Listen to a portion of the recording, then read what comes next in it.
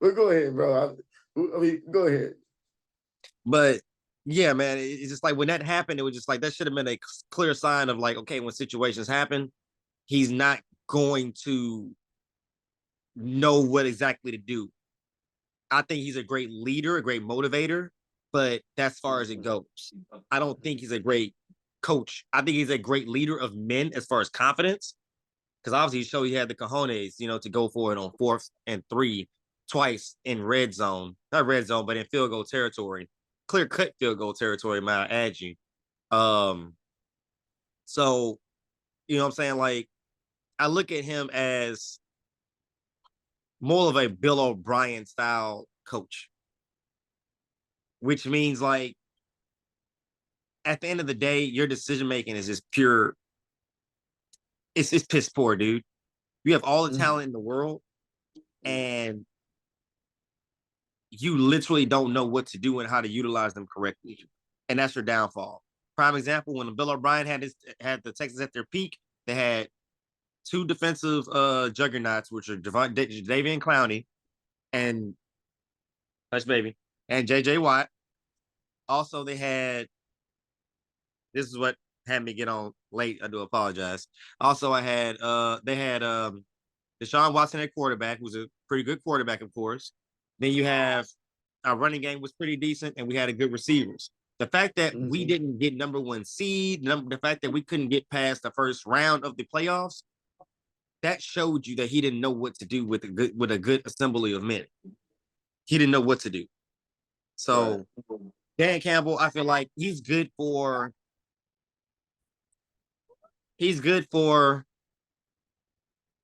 the Detroit organization, but I don't think he needs to be the head coach at all. Like that's out of the question. Do not put him there, because the head coach makes those fourth and 3 decisions. The coach makes those onside kick decisions. The coach makes those eligible player trick play decisions, and it falls all on them, nobody else. So in a sense, man, I mean, for me, bro, and I already spoke on it before, but what you're saying, made me think about something else. For me, like, that's all fine and dandy if it worked in the regular season and it worked in a few playoff games for you to get to the conference championship. But bro, when you're there, right, and you can continue to stay there, you don't have to put yourself at a disadvantage. You continue to stay there by kicking a field goal. And what I mean by you being there is like you, your coaching staff, your quarterback, your receivers, the team, the city of Detroit that are, rooting for you guys, and just saw y'all give up a 17-point lead, right? How you give up a 17-point lead and don't kick the field goal and go for it on 4th and 3? How you do that? Sorry, you give up a 17-point lead and then you lose the lead. That's what you also have so many different people on your shoulders. You have Hall of Famers that are depending on you. That's what I'm saying, bro. You have Hall of Famers depending on you, You have man. players who really been working hard their whole life to get to work hard enough and put in the work and execute to get their head coach in a position to just call to kick a field goal to tie the game, to keep their hopes, to keep these dreams alive of being to the Super Bowl. And their head coach goes for it on a 4th and 3. It reminds me of a punt while you have a 3-point lead that a certain coach did as well. I'm really still trying to wrap my head around.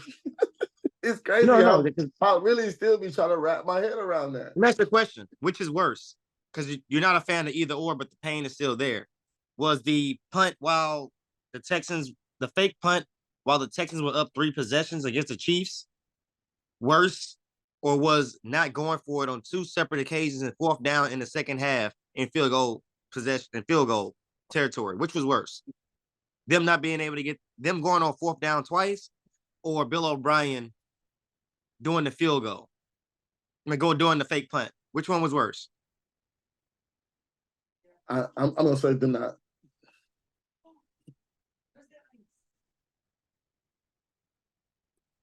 Because they're obviously bad. They're both bad coaches. I'm gonna have to go fake punt, bro. I'm gonna have to go fake punt. Fake punt? I gotta argue with you on that. No, well, to a certain extent. No. I'm standing on business. You're right. Yo, what's good, the bro? stat man is in. We're good, guys. Okay. We're good. We're gonna have We got everything some accurate and audio on in here point. tonight. Ladies and gentlemen, Emac Stacks is joining us through audio. We appreciate you for stopping by tonight, brother. 1000%. First and foremost, shout out to my wife for being our producer tonight, making sure Gay. So shout out to baby for that, and two, shout out to my brothers for holding it down, tag team champions tonight. I was trying to like let y'all be on y'all own, but the conversation was getting too good as I'm driving. I was like, nah, I want to like put my in. So credit to y'all, my brothers. Triple salute to y'all, man, for holding it down. Yeah. And my I appreciate it, brother. Those absences we're pursuing fiercely towards consistency. So shout out to y'all for holding it down tonight in the visual aspect. What's up, beautiful people? Indeed. What's up, beautiful people? Thank y'all for tuning in. Yeah, to Darnell's question, beautiful question, Darnell. I would say Dan Campbell's field goal in the fourth quarter, or him going forward on 4th and 3 in the fourth quarter, it's by far worse because you were in a position where, and I feel like the language is like needed, so I'm not like trying to go off on like, I'm not trying to be utterly explicit, but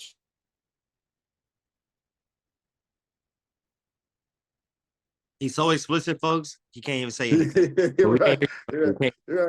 Right. So, what's our boy gets down with the film, and shout out to him. And y'all really should go follow each and every last one of us, because we're all eccentric and unique in our own little way. But can y'all hear me now? Yes, sir. Yes, he's back. But I wanted to just tell the people that he get down with the film. And so what he does is he spends his time making sure that our youth get the notoriety and the exposure that they deserve. And we appreciate him for caring about the future. But go ahead, bro. Take it away. Oh, yes. And I want to come back to that. Remind me to talk about that, the highlights and stuff. Absolutely, for next week. I'll touch on it a little bit tonight. But of course. Yeah. Darnell, to Darnell's question, and excuse the language if you're in the car with your kids. Dan Campbell going for it on 4th and 3 in the fourth quarter against the 49ers when you're down 3 was absolutely worse than what Bill O'Brien did, simply because in the Lions case, you couldn't have afforded no fuck ups. You were like you ran out of like fuck ups in that situation. Like you need to be as close to perfect with your play calling and your decision making as you possibly could have been in that situation. And whereas, with, Bill O'Brien's like you up by 3 scores, like you go for a fake punt, like, all right, whatever, we're still up 21. So I would highly lean towards like Dan Campbell decision making being worse in the comparison of those situations. Yeah, I believe that's all I wanted to say on that Dan. Oh, this is also what I wanted to say. The reason that isn't a bad call, right? I feel like most people are in an uproar of like it being hindsight, like, oh, you didn't get it, so therefore, like, off with your head, let's crucify you. But going for it on 4th and 3 wasn't a bad decision. The play that you called to try to convert on a first down in that situation was horrific.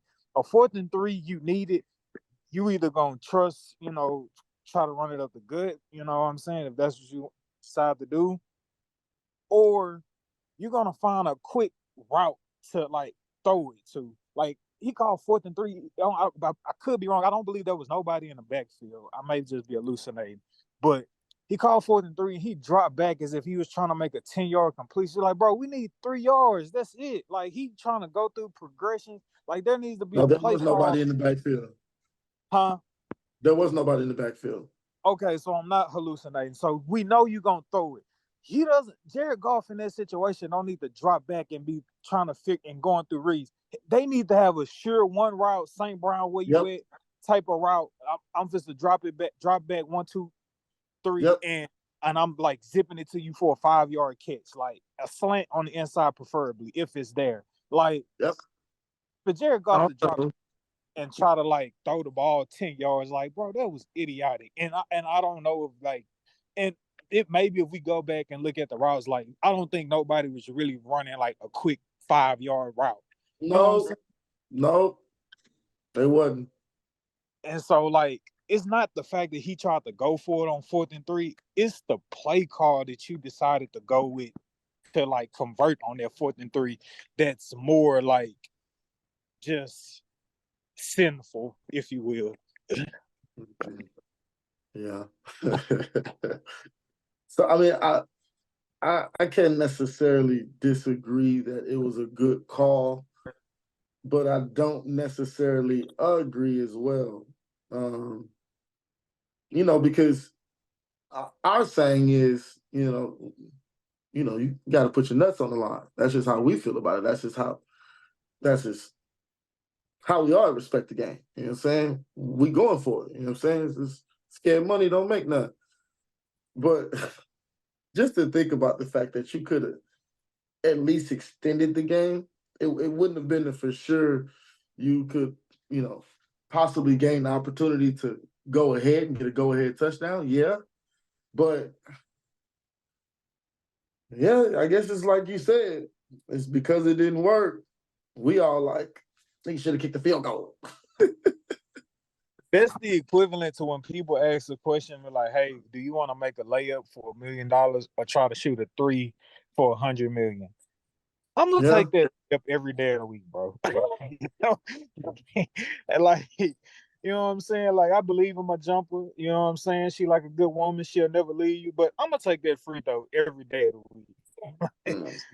Also, to the Lions season, this is what made me believe that the Lions had a chance. It's the same reason why they got eliminated in the playoffs.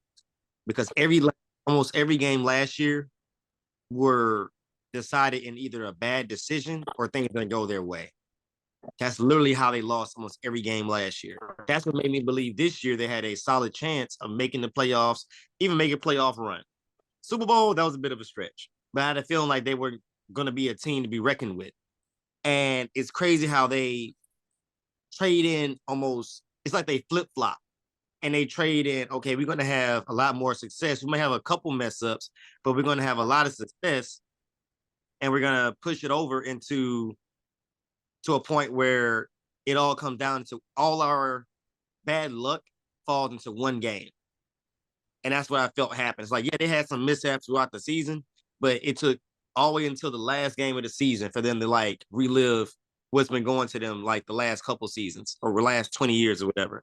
So it was just very interesting to see, like, dang, they had a lot of stuff go right for them this year.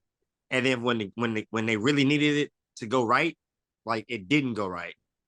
And I felt like Dan Campbell in the back of his head felt like the game owed him something. But at the end of the day, the game don't owe nobody nothing, bruh.